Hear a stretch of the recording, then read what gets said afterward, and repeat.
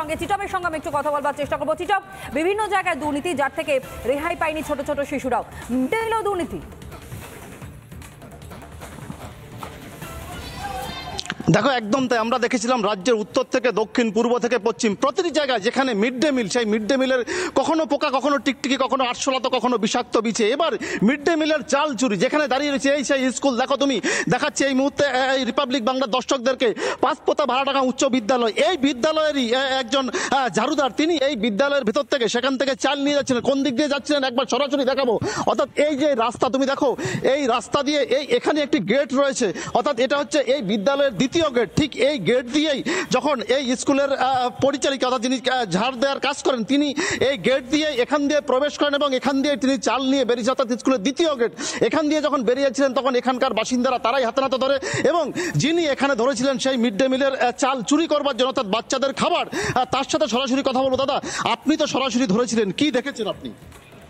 আমি আমার দোকানে ছিলাম, পূব দিক থেকে ওই মেয়ে ছেলেটা বাজারের দিকে আসছিল। আমি বাথরুম করে যাওয়ার সময় মেয়ে ছেলেটা আমাকে দেখতে পেয়ে সোজাসুজি বাজারের দিকে সৎসঙ্গের মন্দিরের পাঁচিলের মাঝ বরাবর যেয়ে ওখান থেকে আবার ব্যাগে ফিরে আসে।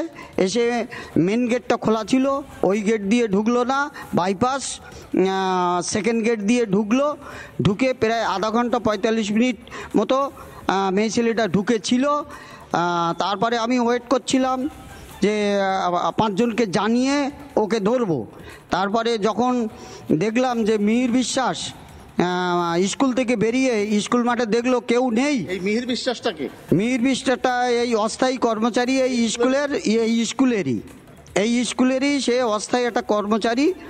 এবার সে দেখলো যে মাঠে কেউ নেই, এই সুযোগে বউটা ডেকে চালটা 2টো প্যাকেট, আনুমানিক 10 কিলো 20 কিলো চাল হবে, সেই চালগুলো নিয়ে যখন বেরিয়ে যাচ্ছে, আমি দোকান থেকে দৌড়ে এসেই আমি বলছি, ওখানে স্টেজ দাঁড়াও, এক পায়ে এগোবা না।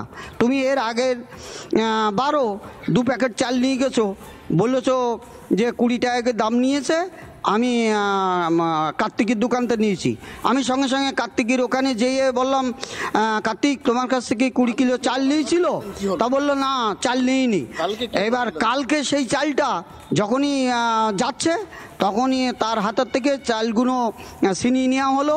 ওখানে 50-60 জন লোক জমায়েত হয়েছে। তারপরে মোবাইল চাল চুরি হয়ে যাচ্ছে এবং সেই চুরির চাল একেবারে হাতে নাতে পাকড়াও করছে, হাতে নাতে ধরছে সেই চোরকে, বলা যেতে পারে ওরফে সাধারণ মানুষ, স্থানীয় মানুষজন। তুমি আমাদের সঙ্গে থাকো। কি পরিমাণ চুরি